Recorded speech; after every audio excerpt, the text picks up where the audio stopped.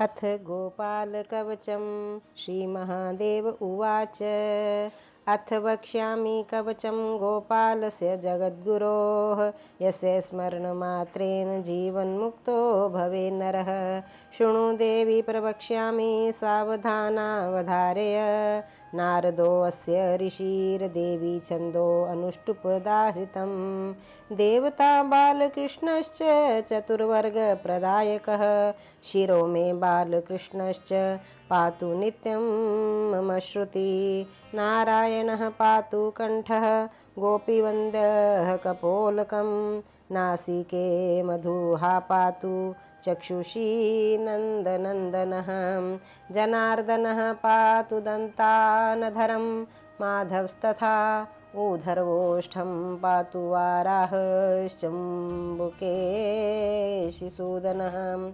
हृदयं गोपिकानाथो नाभिं सेतुप्रदः सदा। हस्तो गोवर्धनधरः पादो पीताम्बरोऽवतु। कराङ्गुलिः श्रीधरो मे पादाङ्गुल्यः कृपामयः। लिङ्गं पातु गदापाणिर्बालक्रीडा मनोरमः। जगन्नाथः पातु पूर्व श्रीरामोऽवपश्चिमम्। उत्तरं कैटभारिश्च दक्षिणं हनुमत्प्रभुः। आग्नेयां पातु गोविन्दो नैऋत्यां पातु केशवः। वायव्यां पातु दैत्यारी रैशान्यां गोपनन्दनः। ऊर्ध्वं पातु प्रलम्बारिर्धः कैटभमर्दनः। शयानां पातु भूतात्मा गतो पातु श्रियः पतिः। शेषः पातु निरालम्बे जागृतभावे ह्यपां पतिः। भोजने केशिहा पातु कृष्ण सर्वाङ्गसन्धिषु। गणनासु निशानाथो दिवानाथो दिनक्षये।